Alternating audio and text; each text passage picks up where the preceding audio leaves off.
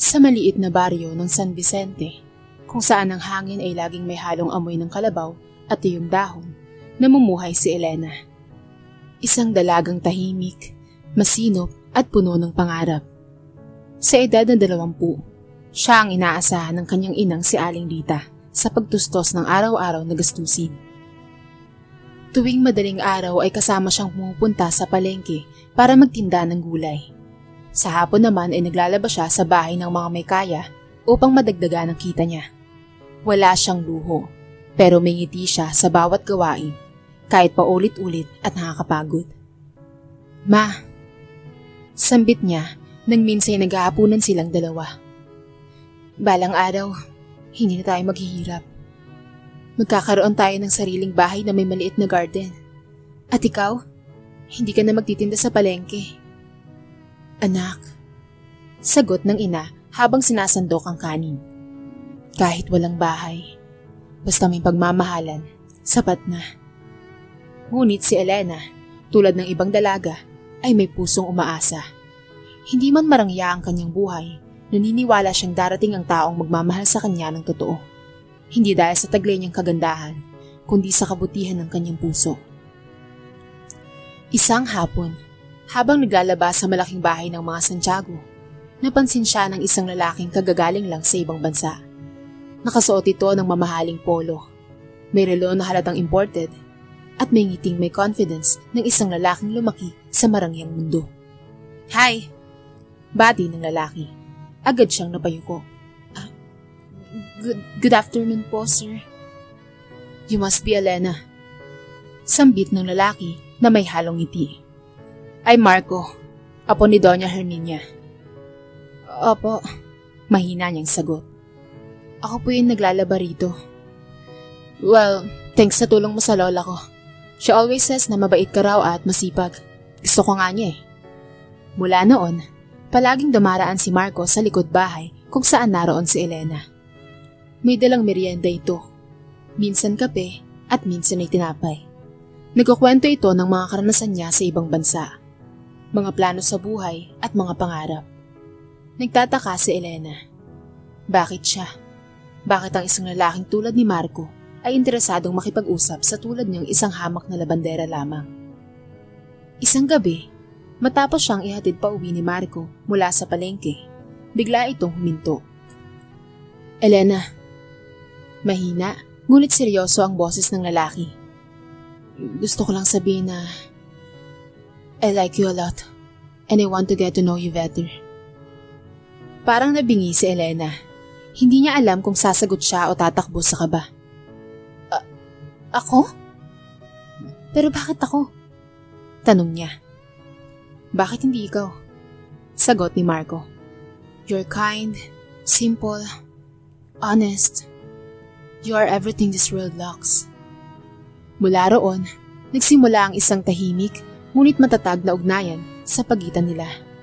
Hindi agad-agad nilang ipinangalandakan sa iba, lalo't alam ni Marco na tutol ang kanyang pamilya. Sa bawat pagkikita nila, dumadalas ang tawanan, ang tahimik na pagkakaintindihan at ang pagtibok ng pusong matagal nang nanahimik. Subalit, dumating din ang hindi inaasahan. Isang gabi, habang naghihintay si Elena sa labas ng isang restaurant kung saan dapat silang magkikita ni Marco, dumating ang isang itim na SUV. Bumaba roon ang isang babaeng disente ang bihis. May hawak na handbag na mas mahal pa sa isang buwan ng kita ng buong pamilya ni Elena. Are you Elena? Tanong ng babae. Opo.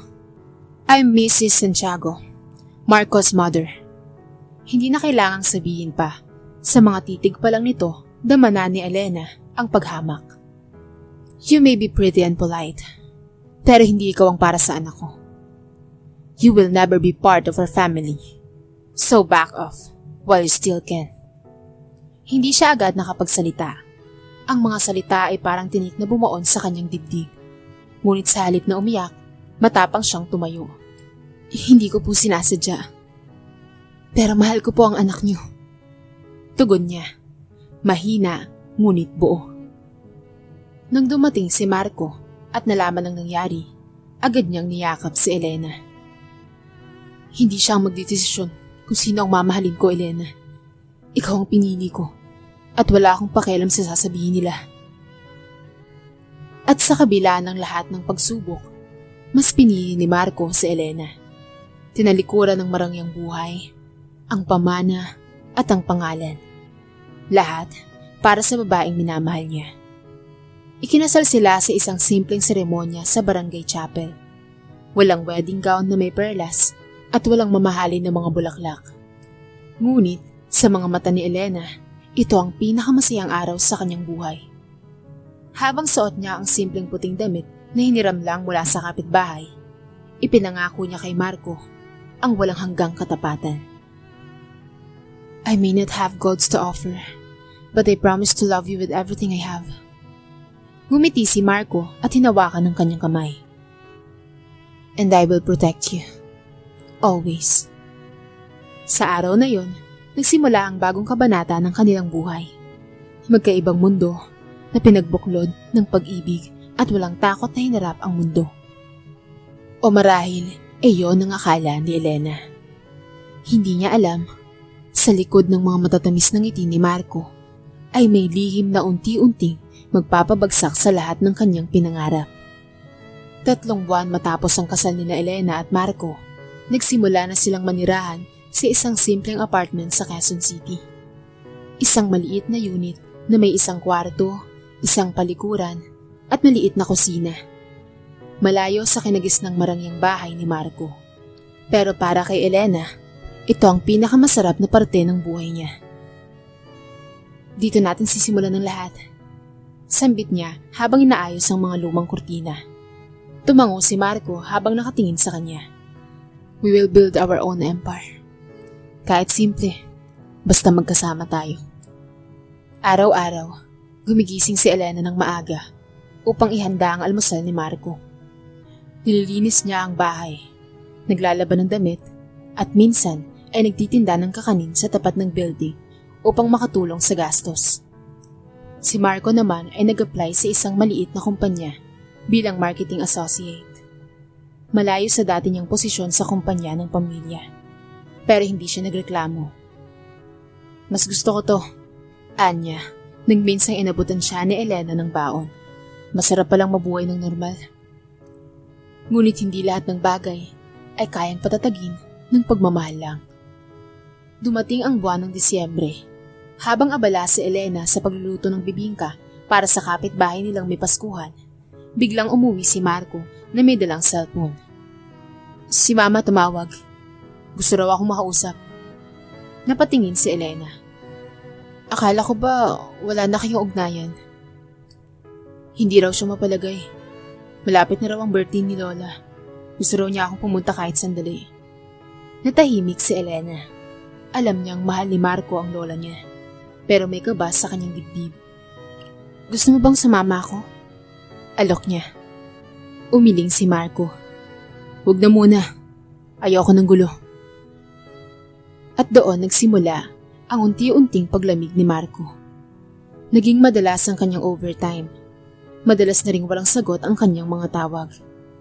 Minsan ay umuwi siyang amoy pabango ng ibang babae at hindi rin siya nakikipagtitigan gaya ng dati. Si Elena, bagamat ramdam ang pagbabago, ay piniling manahimik na lamang. Ayaw niyang maging mapag-alinlangan. Umasa siyang baka pagod lang ang asawa niya. Hanggang sa isang gabi, habang siya ay naglilinis ng sahig, biglang dumating si Marco na may kasamang babae. Elena! Meet Sam! Pakilala ni Marco. Pinsan ko. Magbabakasyon dito saglit. Si Sam ay maputi, matangkad, may pulang lipstick, at tinging may halong yabang. Nakasuot ito ng damit na tila hindi akma sa lamig ng Disyembre. Mula sa paunang tingin, alam na ni Elena. Hindi ito basta pinsan lang. Hi! Bati ni Sam. Nice to meet you. Magandang gabi po.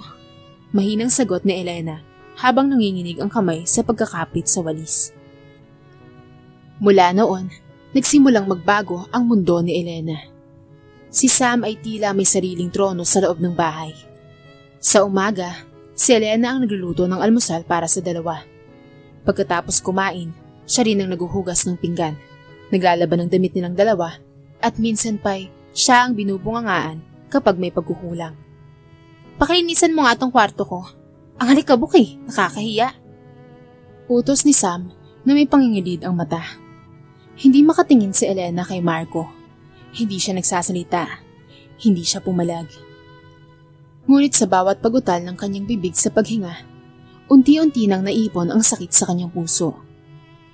Isang gabi, habang naliligo si Sam, biglang nag-ring ang cellphone nito sa lamesa. Hindi niya sana gagalawin pero lumabas ang message notification. Miss you, baby. Kanina lang kita nakasama pero bitin pa rin.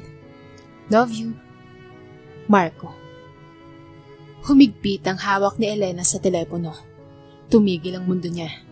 Hindi na siya nagdalawang isip pa at pinasok niya ang gallery. Doon niya nakita ang litratong magkaakbay sina Marco at Sam sa isang beach, sa kama, sa harap ng salamin. At ang pinakamasakit pa, isang video ang nakita niya. Mahaba, malinaw at walang alinlangan. Si Marco at si Sam sa mismong kama nila. Nang lumabas si Sam mula sa banyo, nanigas ito nang makitang hawak ni Elena ang cellphone niya. Hindi mo to dapat pinapakialaman. Sigaw nito. Hindi sumagot si Elena. Tahimik niyang inilapag ang cellphone sa lamesa. Lumapit si Marco na kagagaling lang ng trabaho. Anong nangyayari dito? Ako ang dapat magtanong, Marco. Malamig na sagot ni Elena. Sino ba talaga siya? Hindi makatingin si Marco. Walang sagot. Matagal ko nang alam. Pero maasa akong nagkakamali lang ako. Pinagkatiwalaan kita, Marco. Ipinaglaban kita. Elena, please. Huwag mo akong ma-please. Sigaw niya. Ginawa mo akong katulong sa sarili nating bahay. Ginawa mo akong laruan. At siya? Nagsama ka pa talaga ng kabit mo dito? Wala kang karapatang saktan si Sam. Sabay tulak sa braso ni Elena. Napatigil si Elena. Ang dating lalaki na nangangakong mamahalin siya, ngayon ay handang saktan siya para lamang sa kabit nito. Hindi na siya umiyak. Hindi na rin siya nagsisigaw. Sa halip, pumasok siya sa kwarto, isinara ang pinto at tahimik na naupo. Sa isip niya, umalingaw-ngaw ang salitang hindi niya kailanman nakalimutan. Hindi ako lalaban, kundi babangon.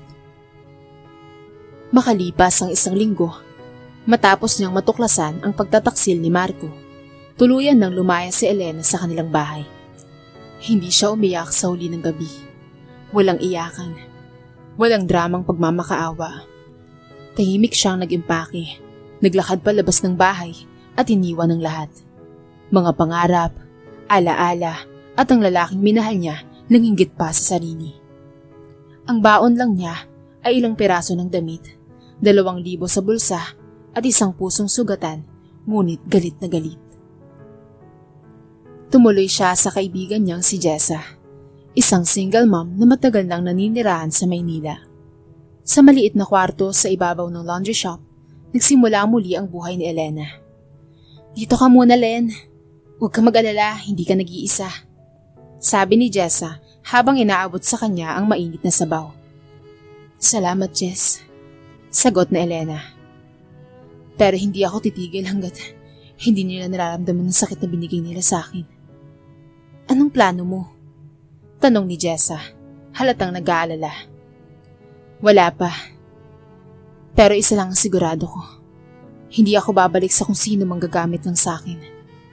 This time, I'll make my own name. And when I rise, I will make sure they burn. Sa mga sumunod na buwan, nagsikap si Elena. Tinanggap niya ang trabaho bilang tagalaba sa laundry shop ni Jessa sa umaga.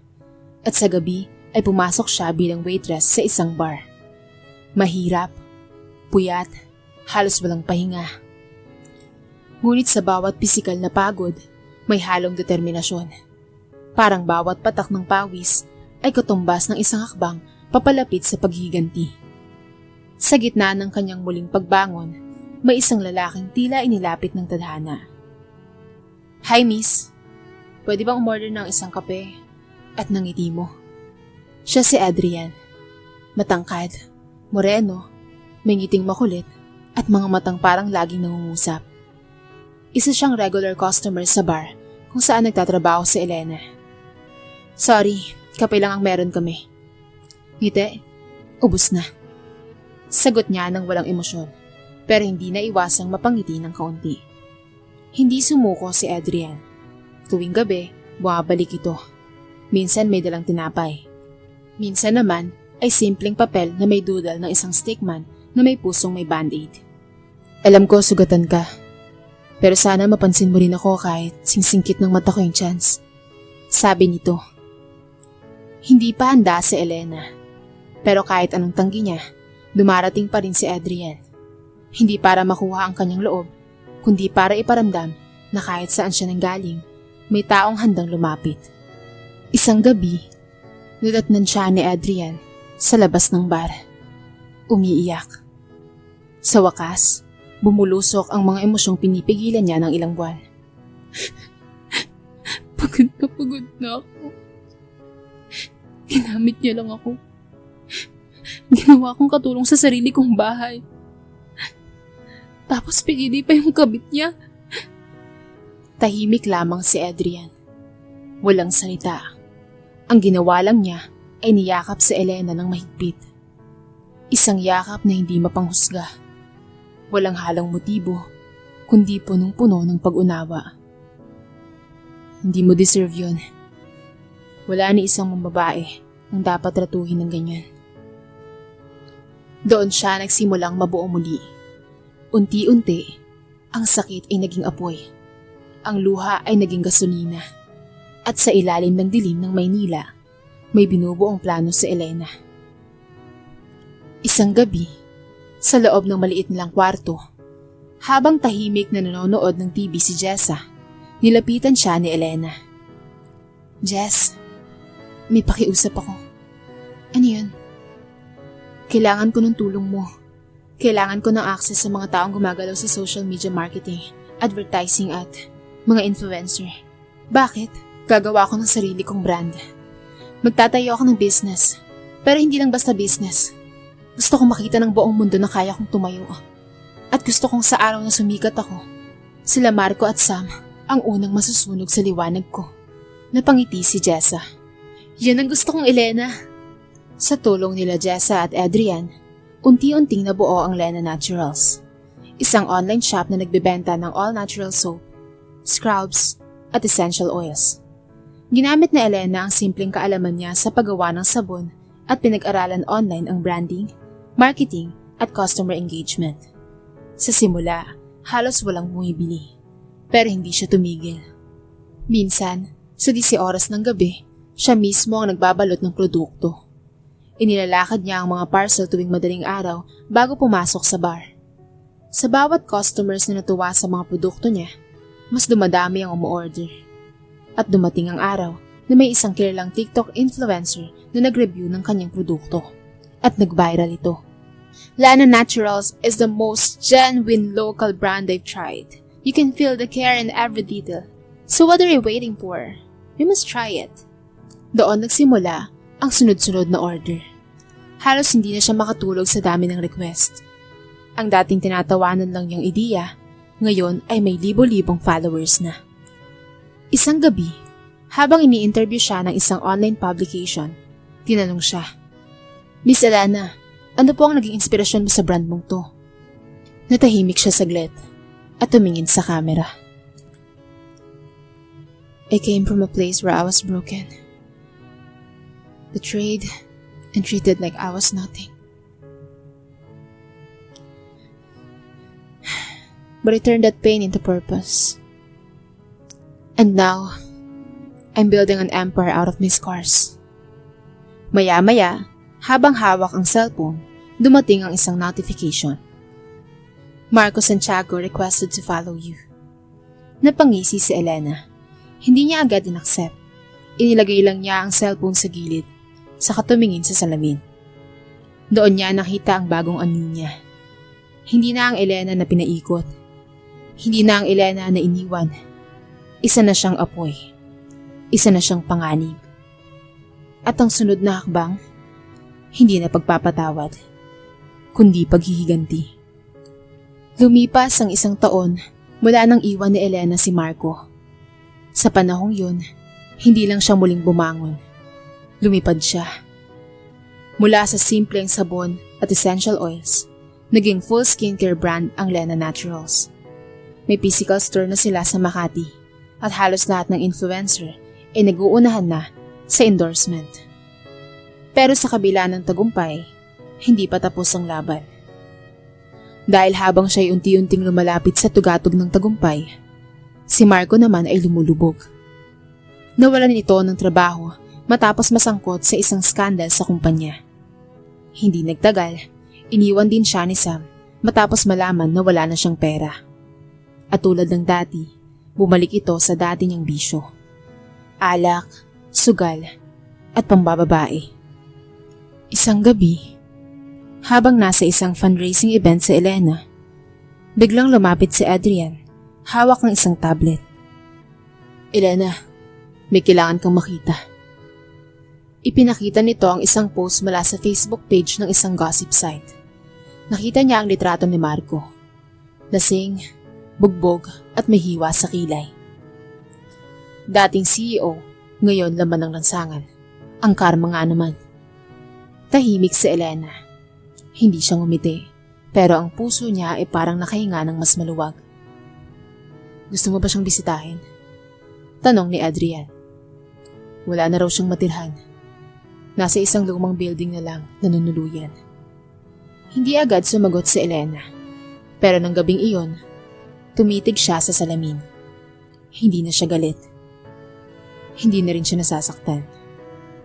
Ang nararamdaman niya na lang ay awa. Ngunit hindi awa para kay Marco. Awa para sa dati niyang sarili na hinayaang tapakan ng ganong klaseng lalaki. At doon niya napagtanto na hindi sapat ang tagumpay bilang ganti. Gusto niyang maramdaman ni Marco ang impyerno habang gising. Kinabukasan, sa isang abandoned apartment sa Tondo, pumarada ang isang itim na van. Bumaba si Elena, nakasuot ng itim na blazer, high heels at may dalang isang brown envelope. Sa loob, nakita niya si Marco, nakahandusay. Mukhang hindi naligo ng ilang linggo at may hawak na bote ng gin. Elena, ikaw ba yan? Garalgal ang boses ni Marco. Tahimik lamang siya. Inilapag niya ang sobre sa harap nito. Ano to? Tanong ni Marco. Legal papers. Kasunduan ng pagmamayari ng bahay ng lolo mo. Yung lupa na pinabayad mo dati sa utang. Hindi mo alam pero binili ko. Ngayon ako na ang may-ari. At may eviction notice na nakatoka sa pangalan mo. Nanginig si Marco. Hindi mo to gagawin. Elena, please. Alam kong nasaktan kita pero... Nasaktan lang? Bulalas na Elena. Ginawa mo akong katulong sa sarili kong bahay. Pinakilala mo sa akin ng kabit mo na pinsan. Pinahiya mo ako, Marco. Tinanggalan mo ako ng dangal. At ngayong wala ka ng pera. Babalik ka para ano? Para manghingi ng awa? Niyoko ni Marco ang ulo. Sorry, please. Lumapit si Elena. Dahan-dahang yumuko sa harapan nito, sa kabinulong. You don't get to break someone and beg for mercy when your world collapses. I built mine from the rubble you left me in. Tumayo siya. At bago pa siya makalabas, bigla siyang hinabol ni Marco at lumuhod sa harapan niya. Elena, please. Ikaw na lang ang meron ako. Huminga siya ng malalim. Kinuha ang cellphone at pinindot ang speaker. Adrian, pakiredy na yung security at palabasin na tong walang iya sa building ko. Pagkatapos ng eksenang yun, kumalat ang video ni Marco sa social media. Ang lalaking minsang mayaman, ngayon ay nilalayuan ng lahat. Nakaluhod, humihingi ng patawad sa babaeng minsan niyang sinaktan. At mas brutal pa sa kahit anong suntok o sampal ang katotohanan yun. Ang tinapakan mo dati, ngayon ang bumabagsak sa'yo. Samantala, habang mas lumalawak ang network ni Elena, Hindi niya napansin ang unti-unting pagbabago ni Adrian. Hindi na ito kasing kulit ng dati. Mas madalas na lang tahimik. Isang gabi, habang nagdi-dinner sila sa restaurant, bigla na lang itong nagsalita. Elena, mahal kita. Napatingin siya. Gulat. Ngayon lang siya tinawag ni Adrian sa pangalan. Karaniwan ay puro biro at ngiti lang ito. Pero ngayon, seryoso ang tingin nito. Adrian, alam kong marami ka pang pinagdaraanan. Pero hindi ako lalapit sa iyo para punan ang sugat mo. Lalapit ako para tumabi sa iyo kahit na may peklat pa yan. Hindi ako magmamadali. Pero gusto kong malaman mong handa akong mahalin ka ng buong buo. Tahimik lamang si Elena. Ngayon lang ulit siya nakaramdam ng gulo sa dibdib. Hindi dahil sa sakit, kundi dahil sa takot. Takot na muling magmahal. Pero marahan niyang hinawakan ng kamay ni Adrian. Adrian, I cannot promise anything now. But I won't close the door either. At doon, sa gitna ng gabi at lamig ng hangin, nagsimulang uminit muli ang puso ni Elena. Hindi dahil sa galit, kundi dahil sa pag-asa. At sa dulo ng lahat, pag-ibig pa rin ang muling sisibol. Ngunit hindi na siya ang dating Elena. Ngayon, siya na ang babae na kayang gumiba ng mundo at bumuo ng bago mula sa abo. Simula nang mag-cruise muli ang mga landas ni Elena at Marco, lalong naging usap-usapan sa social media ang tagumpay ni Elena. Mula sa babaeng pinahiya, ngayon ay ginagawang inspirasyon. Ngunit hindi pa tapos ang laban. Isang araw, nakatanggap siya ng tawag mula sa legal team niya. Elena, may bagong balita tungkol kay Sam, sabi ng abogado. Nakita siya nag-a-apply bilang brand ambassador sa isang local skincare line. Ginagamit niya ang pangalang Samantha De Luna at binabanggit pa rin ang pangalan mo bilang dating kaibigan para umangat. Napangisi si Elena. Ang kapal ng muka. Gusto niyang gamitin yung pangalan ko para umangat? Pagkatapos niya akong alilain? Tahimik lamang ang abogado. Set a meeting. I want her to think she's getting the opportunity of a lifetime. 2 araw ang lumipas. Sa isang eleganteng opisina sa Ortigas, pumasok si Sam. Nakaputing dress, pulang labi, at bit-bit ang kanyang fake confidence. Oh my gosh! Elena? Kunwaring gulat niya. Ikaw palang CEO dito? Tumayo si Elena mula sa kanyang executive chair. Naka-all black siya. Power suit, ang buhok niya ay naka-ponytail. At ang presensya niya ay parang bagyong paparating. Take a seat. Nagkunwaring magalang si Sam. Grabe, ang ganda mo. Ibang-iba ka na talaga. Nakakatuwang makita kang successful. Ngunit malamig ang titig ni Elena. You're not here to compliment me. You're here to beg. Nagtawanan ng dalawa niyang staff sa gilid. Napakagatlabi si Sam. Hindi naman ganon. Gusto ko lang sana ng pagkakataon. Elaborate. Putol ni Elena. Natahimik lamang ito. Hindi mo kaya, no? Tumayo si Elena at lumapit. Kasi kahit anong pagsasalita mo, hindi mo kayang burahin ang ginawa mo. Hindi mo kayang ibalik ang dignidad na ninakaw mo sa akin. Alam mo bang may panahong gusto ko nang tapusin ang buhay ko nang dahil sa inyo ni Marco? Napalanok si Sam. Pero hindi ko ginawa. Alam mo kung bakit? Dahil hindi ako kagaya niyo. Mga ulupong na kapag may problema tatakbo sa pera o sa katawan. Tinayo ko ang sarili ko mula sa putik. Ngayon, gusto mo magtrabaho para sa akin? Fine. Umilaw ang mata ni Sam. Talaga? Elena? Putol ni Jessa, na ngayon operations head ng Lena Naturals. Sure ka ba? Oo naman. Sagot na Elena. Pero hindi bilang ambassador, kundi bilang utility staff. Magwawalis ka, maglilinis ng banyo, magbabalot ng produkto. At may uniforme ka. May tatak na, once a snake. Ano? Gusto mo pa rin bang magtrabaho? Magmula sa putik, katulad ng ginawa ko. Nanginginig si Sam. Hindi mo pwedeng gawin sa akin to. I can! At ginagawa ko na. Tumayo si Sam. Wala kang puso. Wala rin naman kayong puso, di ba? Ngayon parehas na tayo. Sa kabilang banda, si Marco ay lalong nalulugmok. Sa kalsada na siya natutulog. Umaasa sa limos. At may mga oras na sinusundan si Elena sa events. Sa isang charity gala kung saan si Elena ang keynote speaker, naroon si Adrian. Pinapangalagaan siya mula sa media at mga taong may masamang intensyon. Ngunit sa dulo ng gabi, habang nagpapahinga sa Elena sa backstage, may isang humablot sa kanyang braso. Len, patawarin mo na ako.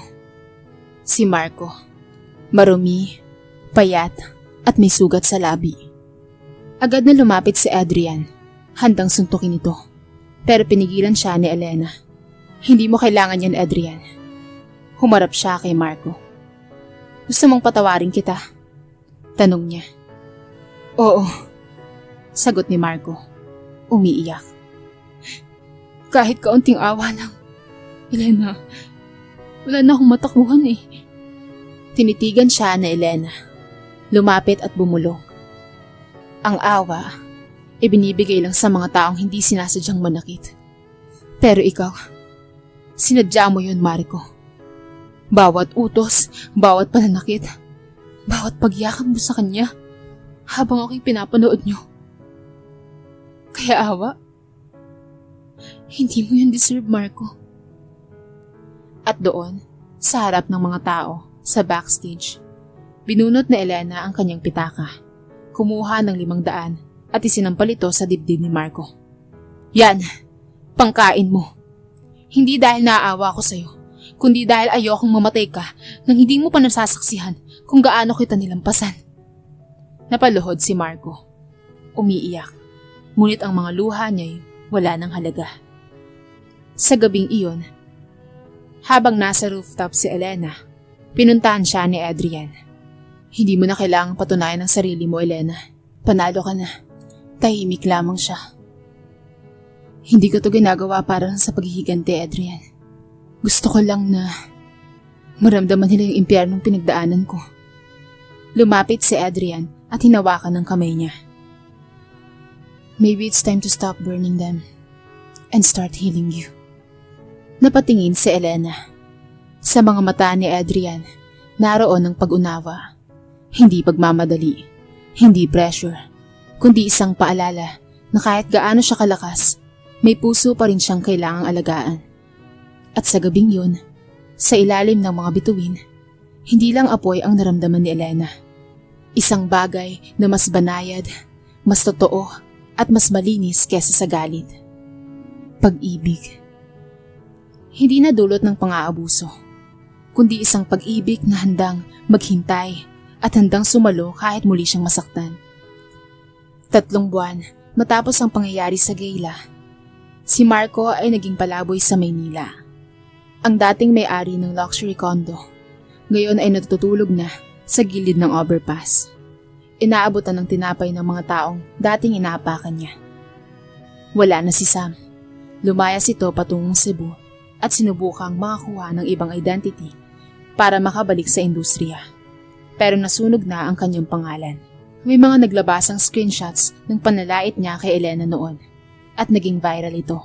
Walang mararating yung babaeng yun, puro sabon lang ang alam. Ang tweet na iyon ay naging meme. Sa buo ng puhunan, respeto ang puhunan balik. #LenaWin. Samantala, si Elena ay abala sa expansion ng Lena Naturals International. Nakaschedule siyang pumunta sa Singapore para sa isang Global Wellness Summit at si Adrian ang kasama niya bilang brand strategist. Habang nasa eroplano, napatingin si Elena sa tulog na mukha ni Adrian. Tahimik, hindi demanding, hindi mapagsamantala, hindi katulad ni Marco.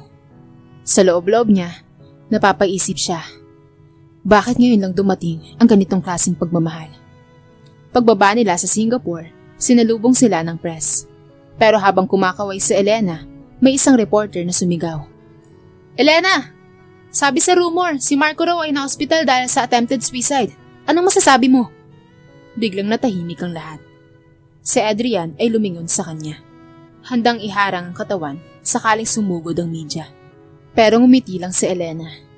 Malamig, walang bahid ng emosyon. I wish him peace.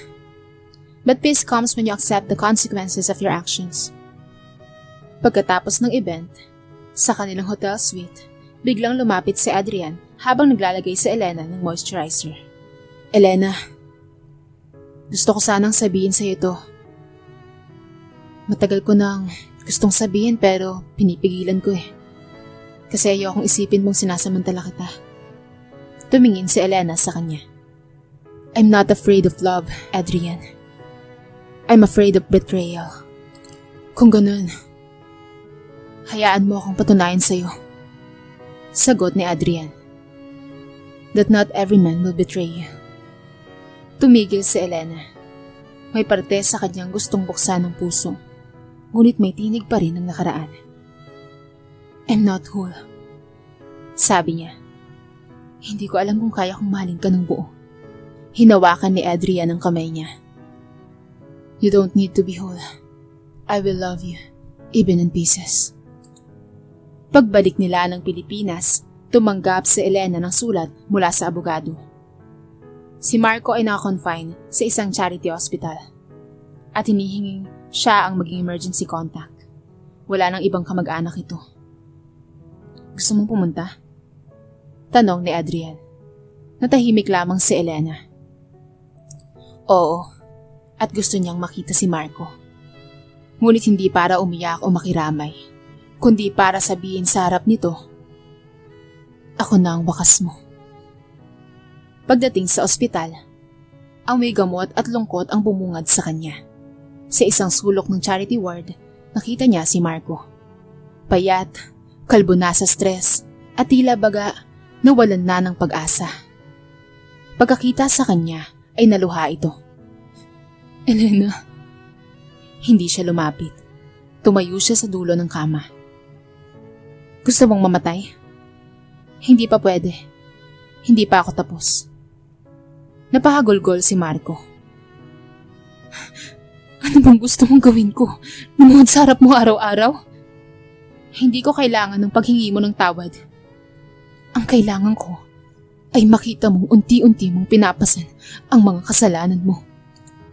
Gusto kong mabuhay ka. Para sa bawat araw ng pagdurusa, maalala mong ikaw ang may gawa sa sarili mong bangungot.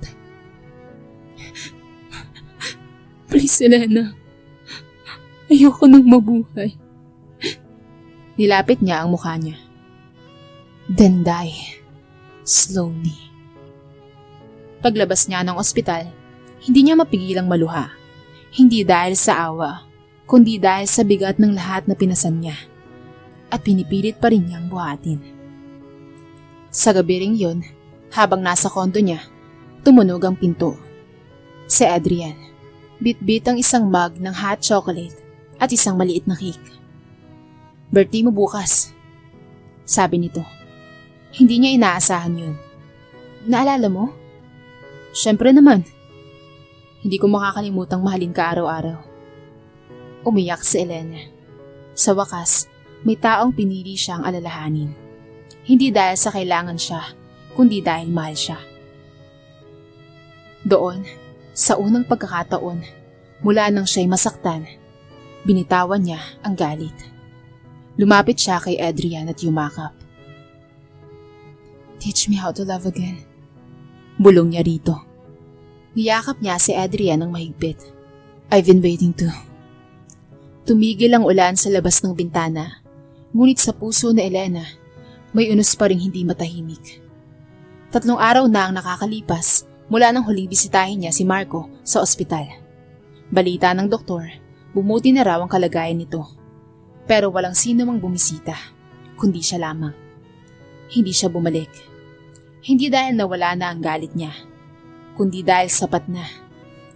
Hindi na niya kailangan pang panoorin ang pagbagsak ni Marco araw-araw.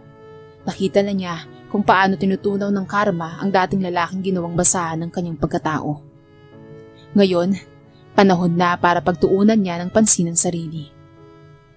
Sa opisina, mas focus na si Elena. Pinapaayos niya ang Lena Women Empowerment Program. isang bagong advocacy para sa mga babaeng nakaranas ng pang-aabuso. Nais niyang gawin itong platform upang tulungan ng iba na makabangon mula sa pang-aabuso, katulad ng ginawa niya para sa sarili. Habang tinitingnan ang mga file ng mga benepisyaryo, bigla siyang napastop sa isang litrato. Isang babaeng naka-face mask. Namumugto ang mata at ang pangalan ay Samantha De Luna. Hindi siya agad nakakilos. Hindi niya alam kung matatawa o maiinis. Si Sam? Bulong niya. Nakapila sa programa ko. Pumasok si Jessa. Lena, gusto mo bang alisin natin siya sa listahan? Tahimik lamang si Elena. Nakatingin lang sa litrato. Then she spoke. No. Hayaan mong maranasan niya kung paano ko binuo ang mundong to. Isang mundong sinira nila. Pero ako pa rin ang lumaban. Lumipas ang ilang linggo. Naging hands-on si Elena sa programa. Nagtuturo siya ng livelihood skills, nagsasalita sa mga forum, at nagsisilbing mentor. Ang pangalan niya ay naging simbolo ng pagbangon. Isang araw, habang nasa field visit siya sa isang training center, nagpakita si Sam. Nakasimple lang ang suot nito. Mukha'y walang makeup at dala ang kanyang baby. Napahinto si Elena. Nagkatitigan sila. Sam approached her. Dahan-dahan. Hindi ako nandito para humingi ng tawad. Sabi ni Sam. Nandito ako dahil wala na akong ibang kakapitan. Tinapunan siya ni Elena ng malamig na tingin. Good. Sagot niya. Kasi ang programa kong to, hindi lang para sa mga mababait. Para to sa mga gaya mo. Para matuto kayong lahat kung paano magpatawad at magpakumbaba. Bumuntong hininga si Elena. Pero wag mong isipin kahit isang segundo na magkaibigan na tayo. Tumango si Sam, hawak-hawak ang kanyang anak. Hindi ko na rin hinihingi yun. Sa kabilang banda, si Adrian ay hindi na lang basta lover ni Elena. Siya na rin ngayon ang Chief Marketing Officer ng buong kumpanya. Mas dumami ang oras nilang magkasama, pero higit pa ron, mas lumalim ang koneksyon nila. Minsan ng gabi, habang magkasama sila sa rooftop ng opisina, pinilit ni Adrian na buwagin ang tensyon. Alam mo bang, noong unang nakita kita, hindi CEO ang nakita ko, kundi isang babae na pilit pinapasa ng buong mundo. Habang pinipilit pa rin umiti. Napangiti si Elena. Ganun ba ako kamiserable tignan? Hindi sagot ni Adrian. Ganun kakatapang. Napatahimik sila. Baka panahon na rin.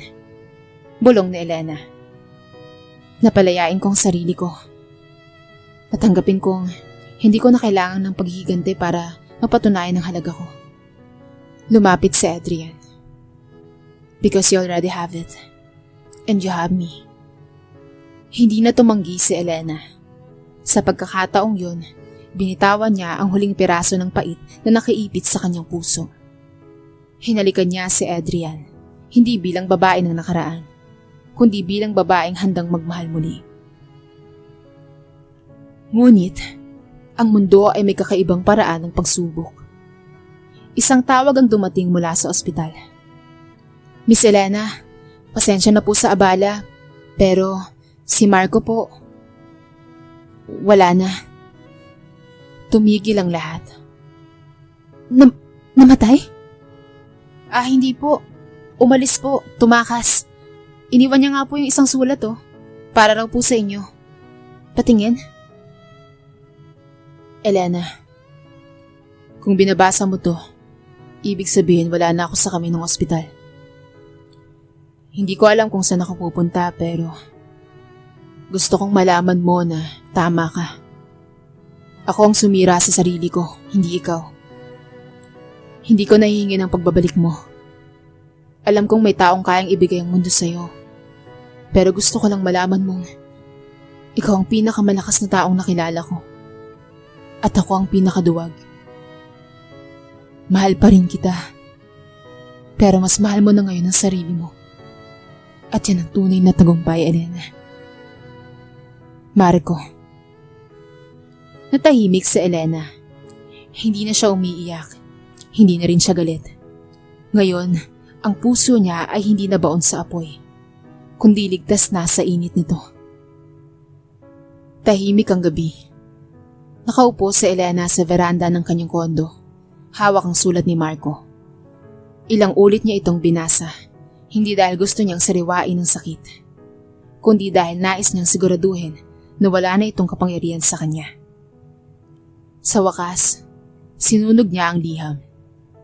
Tinanggap niya ang init ng apoy, hindi bilang panibagong galit, kundi tanda ng wakas. Malaya ka na. Mahina niyang sabi sa hangin. Kinabukasan, isang bagong chapter ang binuksan ni Elena. Sa harap ng media, inihayag niya ang paglunsad ng Lena Foundation for Second Chances. Isang organisasyong nagbibigay ng livelihood training para sa mga dating kabit, ex-convict at mga babaeng itinakwil ng lipunan. Kasama niya sa entablado si Adrian. Nang tumayo siya upang magsalita, lahat ay natahimik. I was once betrayed.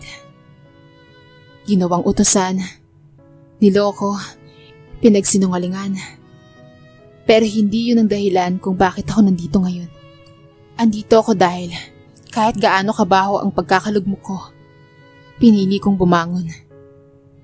At ngayon, gusto kong sabihin sa inyong lahat, ang sakit ay hindi katapusan. Ang pagtataksil ay hindi ang wakas. Ang pagmamahal, lalo na sa sarili, yan ang tunay na panhimula. Nagpalakpakan ng lahat. Si Adrian ay tumingin sa kanya na parang doon pa lang niya lalong minahal si Elena. Gabi na nang makauwi silang dalawa ni Adrian sa bahay. Habang kumakain ng dinner, napansin niyang tahimik si Elena. May bumabagabag ba sa isip mo? Tanong ni Adrian. Adrian. Tumingin si Elena sa kanya. Gusto mo ba akong makasama sa kahit anong darating? Ngumiti si Adrian. Elena, hindi ako naghintay para tanungin mo yan. I'm already walking with you through every storm, every fire, and every healing. Napalapit si Elena. Then walk with me. For life? Hindi na sumagot si Adrian. Hinalikan siya nito.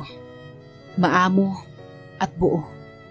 Hindi mainit na pagnanasa, kundi init ng pag-unawang walang kapalit. Mula sa halik na yun, alam na nilang hindi na sila parehong sirang tao, kundi dalawang nilalang na sabay na bumangon mula sa abo. Ilang linggo ang lumipas, isang hindi inaasahang tao ang dumating sa opisina ni Elena. Si Samantha. Malinis na ang pananamit nito. Marunong nang ngumiti at may hawak na sobre. Para sa'yo, sabi niya. Bilang pasasalamat. Binuksan ni Elena ang sobre. Sa loob ay may maliit na card. Thank you for letting me be human again. Sam. Tumango si Elena. Hindi ko man maibabalik ang dignidad na nawala noon. Pero masaya akong nakita kong pinipili mong baguhin ang buhay mo. Huwag mong sayangin ang pagkakataon, Sam. Maya-maya ay tumunog ang telepono ni Elena. Isang tawag mula sa isang social worker sa isang malayong probinsya.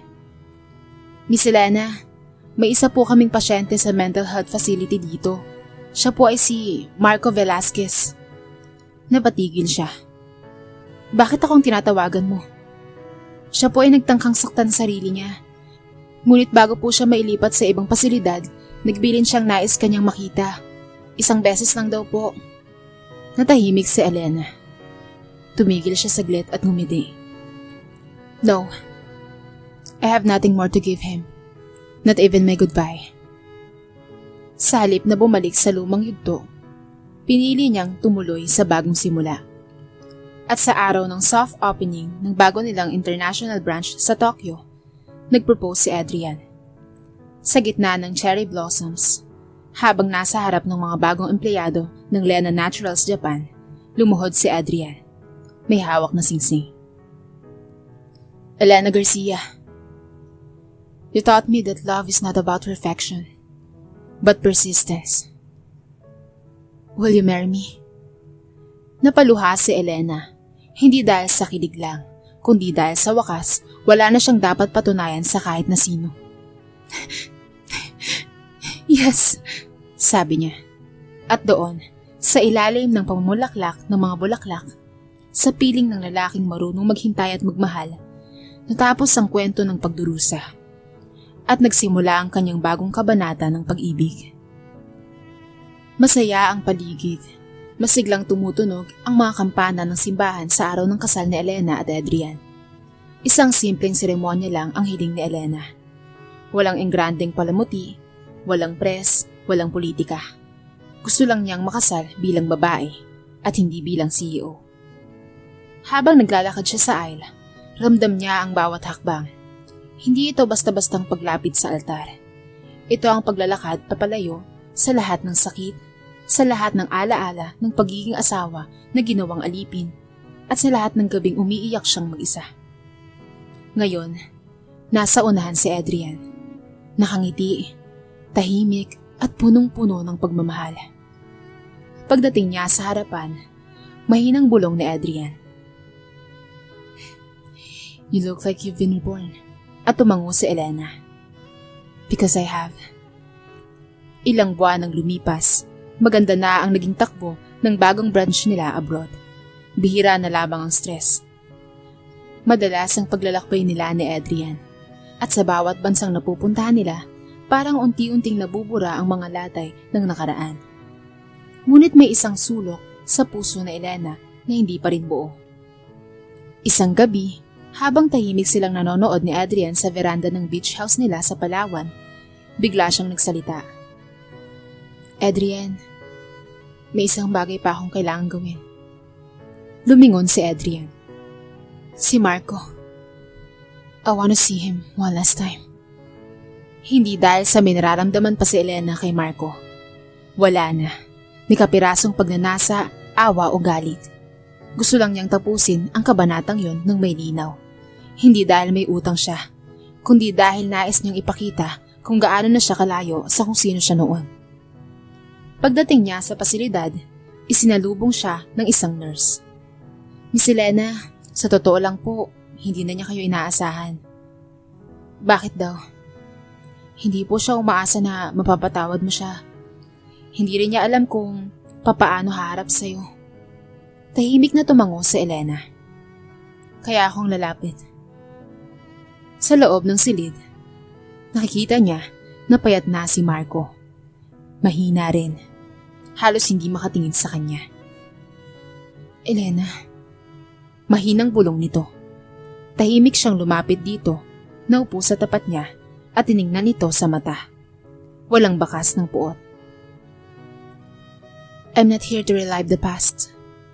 Panimula niya. I'm not even here to punish you. Ginawa na ng buhay yun para sa akin.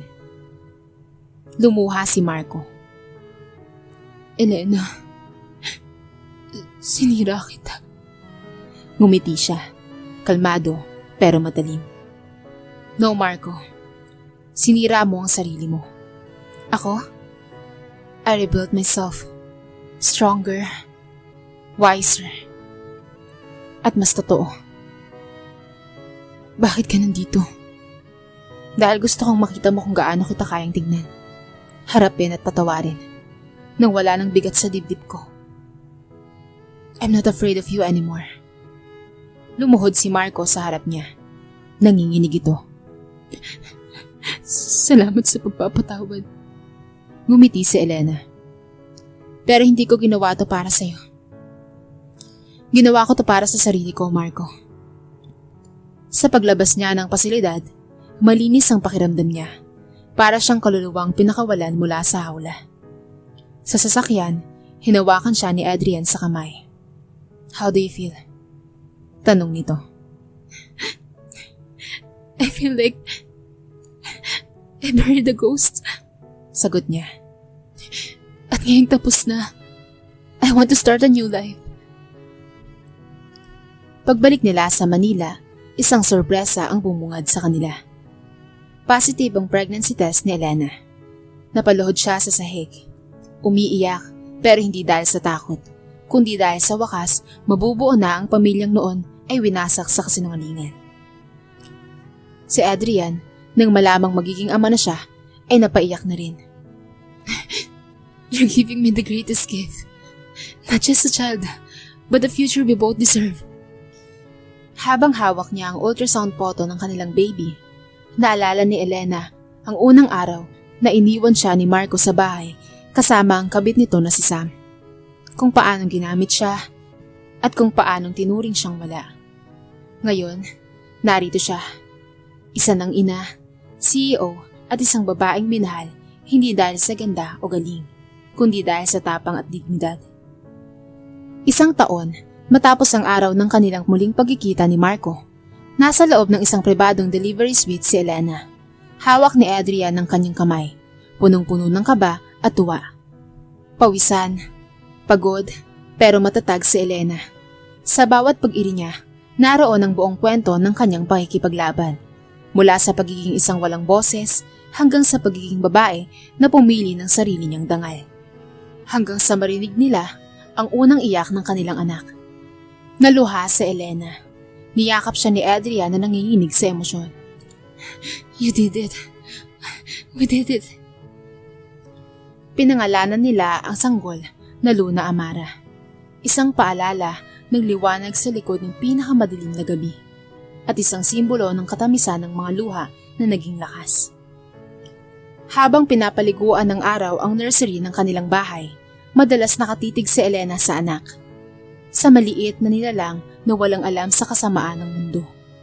Nakita niya ang sarili. Noon, isang inosente, sinaktan at binomuli. Nais niyang lumaki si Luna sa mundong hindi kailanman tatawaging katulong ang kanyang ina. Nais niyang maranasan ng anak ang pag-ibig na walang kondisyon. Ang klase ng pag-ibig na ngayon natutuhan na rin niya na ibigay sa sarili niya. Samantala, sa kabilang bahagi ng mundo, lumabas sa payagan ang balita. Marco Velasquez, dating kilalang negosyante, natagpo ang wala ng buhay sa loob ng pasilidad sa Cebu matapos ang matagal na depresyon. Nakarating ang balita sa opisina ni Elena at nanahimik lamang siya. Are you okay, ma'am? Tanong ng assistant niya. I'm fine. Tugon niya, habang hawak ang litrato ng kanyang anak. Some things must end, so others can begin. Hindi siya umiyak. Hindi rin siya nang hinayang, sapagkat wala ng kapangyarihan sa kanya ang nakaraan. Lumipas ang mga buwan, muling umusbong ang tagumpay ng negosyo ni Elena. Pero higit sa lahat, mas umigting ang pagmamahalan nila ni Adrian. Hindi dahil sa perpekto sila, kundi dahil mas pinili nilang maging tapat, bukas at matatag. Sa kanilang unang anibersaryo bilang mag-asawa, dinala ni Adrian si Elena sa isang maliit na isla. Tahimik, malayo sa ingay ng lungsod. Habang kumakain ng dinner sa ilalim ng mga bituin, nilabas ni Adrian ang isang maliit na kahon. Another ring? Tanong ni Elena habang nakangiti. No, sagot ni Adrian. A new promise. Binuksan ni Elena ang kahon. Sa loob nito ay merong isang maliit na kwintas na may ukit. Lena, warrior, mother, and queen. Natawa si Elena habang lumuluha. Para sa akin ikaw yan. Ani Adrian. Not because of what you went through, but because of how you rose from it. Niyakap niya ito ng mahigpit. Thank you for loving the broken me and for choosing to stay when I was rebuilding. No, Lena. Bulong ni Adrian. Thank you for letting me na maging parte ng pagbangon mo. Sa mga sumunod na taon, naging masigasig si Elena sa pagtatag ng mga programang tutulong sa kababaihang na biktima ng pang-aabuso. Hindi lang siya CEO, isa na siyang kilalang tagapagsalita, tagapagtanggol ng karapatan, at buhay na ebidensya ng paggaling. At sa bawat talumpati niya, iisa ang kanyang sinasabi. Don't wait for someone to save you.